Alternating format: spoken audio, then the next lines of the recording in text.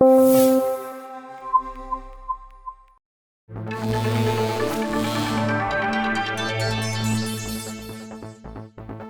it comes to powering electric RC vehicles, whether we're talking about boats or planes, trucks, helicopters, drones, or any other RC product, there are two main popular battery types: nickel metal hydride batteries and lithium batteries. We're going to cover the basics of each battery type and explain how you can safely use them. First, let's talk about nickel metal hydride batteries like these guys here. These batteries are much better than the older nickel cadmium or NiCad batteries of days gone by. They offer higher capacities and lifespans than NiCads of similar weights and sizes.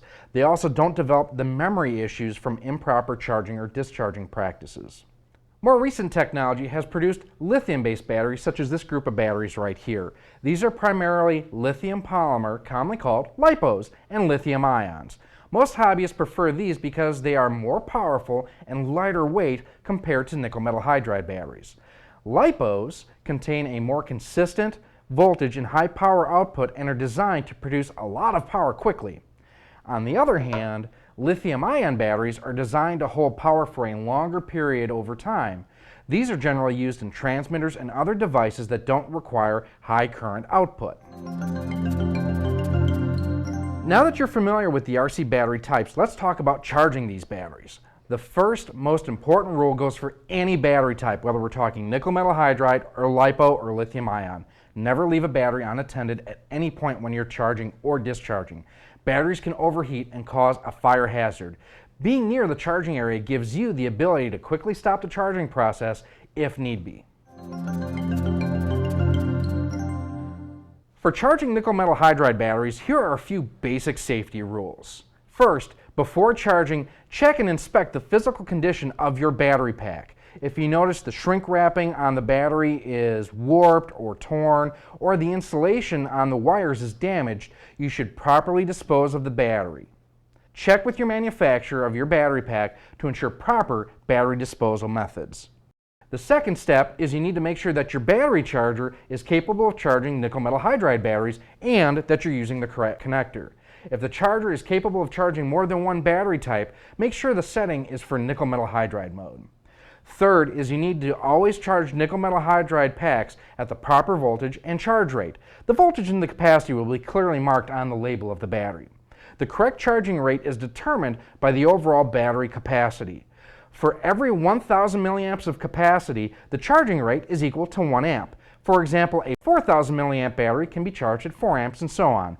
So for example, on this 1,800 milliamp battery, we could charge at 1.8 amps.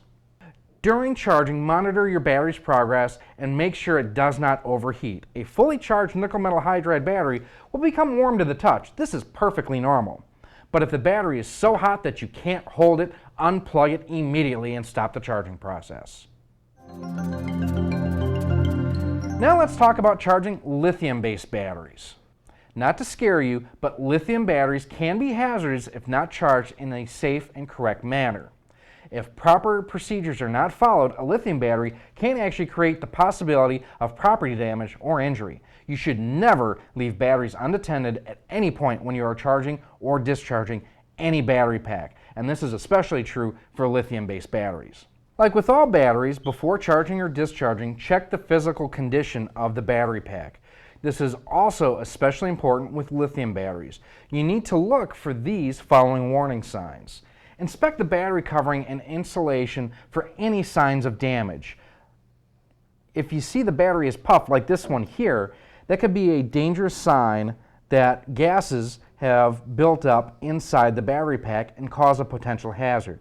Your battery should never be able to rock back and forth like this. If you see this battery, it sits flat on its case. So that's a good way to determine if you have a hard case battery if it has puffed.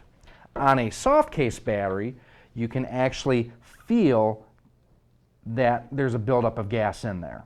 If any of these conditions are present, dispose of your battery pack immediately according to the manufacturer's guidelines. Once you've determined your battery pack is in good physical condition, such as this one here, we can continue with charging. Next, let's make sure your charger is capable of charging lithium-based batteries and that you're using the correct connector. There are many different types of connectors, and using the wrong one can potentially damage your battery pack or cause a safety issue. It's also crucial to use the right voltage and charge rate when charging your LiPo or Li-Fi battery. The number of its cells determines the battery voltage. A 2-cell or 2S LiPo is equal to 7.4 volts. 3-cell or 3S is 11.1. The cells and voltage will be shown clearly on the battery label like this one here. The correct charge rate is determined by the battery capacity. For every 1,000 milliamps of capacity, the charge rate is 1 amp. For example, a 5,000 milliamp battery should be charged at a rate of 5 amps. It's also important to make sure the battery voltage is not too low before you start charging. Lithium batteries should not be charged if the individual cell voltage is below 3 volts per cell. This practice can damage the battery cells and create a potential safety hazard.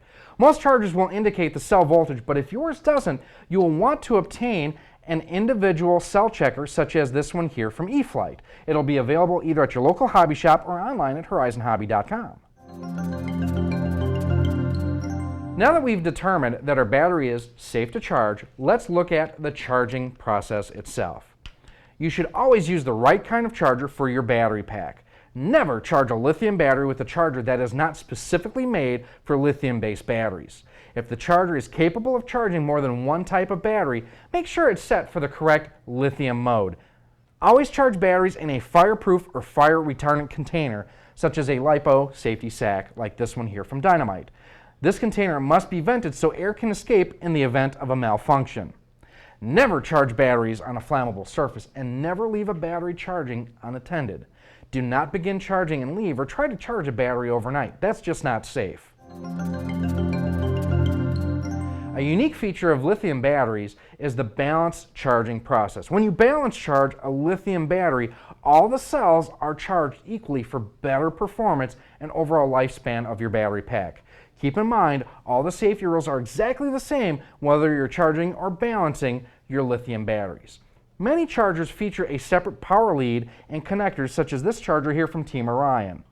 With this type of charger, you'll use the balance lead in conjunction with the power lead. Now, some chargers, such as this one here, will only have a balance port for charging. You won't need to connect the main power leads to a charger that is configured such as this. When you're using a charger that allows you to charge more than one battery at a time, always ensure that the power leads and the balance connector are connected to the same charging port. Never put the power leads into one port and the balance connector into a different port. You can now safely charge your lithium-based battery packs. If you don't plan on using your batteries for more than a week, they need to be put into a storage mode. This is done by discharging or charging your battery to around 50% of capacities. Many chargers have a discharge function, but if yours does not, you'll need to obtain a separate discharger. Now that you're ready to store your batteries, here are a few safety tips. Never store the battery in the model itself. This can cause a number of problems, including potential safety hazards. When possible, store your batteries in a fireproof container, such as this Dynamite LiPo storage bag or another flameproof type cabinet. Don't store your batteries near any open flame or near sources like a space heater, a furnace, water heater, anything like that. Also, keep them away from any flammable goods. If you're storing more than one battery, make sure the power terminals can't come in contact or touch each other when being stored, or anything else that could potentially short the leads, like any kind of metal. This could potentially cause a safety hazard and ruin your battery. By following these important tips, you can safely charge and maintain all of your RC batteries. We here at Horizon Hobby want to ensure you have a fun and safe RC experience. For more information and safety tips, please go to horizonhobby.com. Thanks for watching and have a great day.